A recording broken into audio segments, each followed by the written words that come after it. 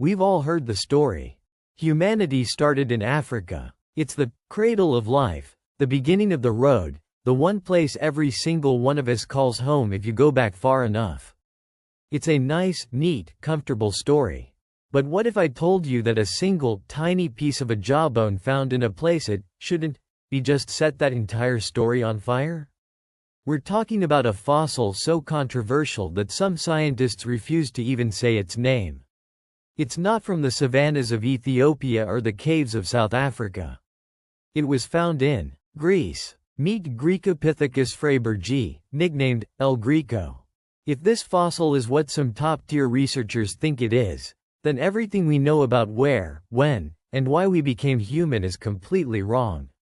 Today, we're looking at the fossil that shouldn't exist, and why the cradle of humankind might actually be a few thousand miles away from where you were taught.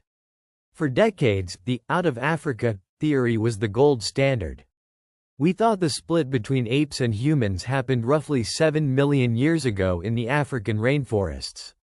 But in 1944, during a literal war, scientists found a jawbone in Athens. Then, they found a tooth in Bulgaria. At first, everyone shrugged. Just an ancient ape, they said. But recently, a team used 3D CT scanning to look inside the teeth. And they found something that made their jaws drop. In apes, the roots of the premolars are separate.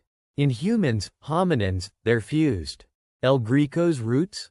Completely fused. This fossil is 7.2 million years old. That makes it older than the oldest human ancestors ever found in Africa. If El Greco is one of us, it means the human line didn't start in the jungle. It started in the Mediterranean. Now, you're probably thinking, Jay, Greece is a vacation spot with olive trees, not a prehistoric human habitat. And you're right, now. But 7 million years ago, the world was a very weird place.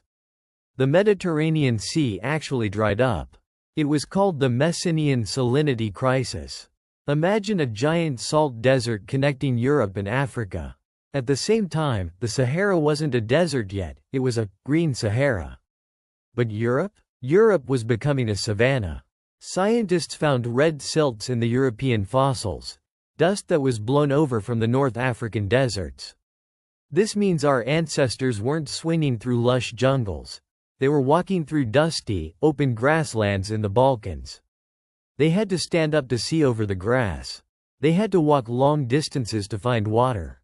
The weird environment of ancient Europe might be the exact reason we started walking on two legs in the first place. Why haven't you heard this on the news? Because in the world of paleontology, out of Africa is more than a theory, it's a foundation. Admitting that the first pre-humans might have been European is like telling a sports fan their favorite team has been playing in the wrong stadium for 100 years. There's a lot of academic ego at stake. If El Greco is our ancestor, we have to rewrite every textbook, change every museum exhibit, and admit that our origin story is way more global and way more chaotic than we ever imagined. We weren't just a linear line of progress in one spot. We were a wandering, adaptable species from day one. The truth is, we are still learning together. Whether the first human step was taken in a Greek savanna or an African forest, the story is the same. We are a species of survivors. We are the ones who looked at a changing world and decided to stand up and keep moving. History isn't a straight line in a textbook. It's a mystery we're solving one tooth at a time. The fossils don't lie, even when they make us uncomfortable. If you want to know more about the lies we've been told about our past, check out my video on why everything we knew about Neanderthals is wrong.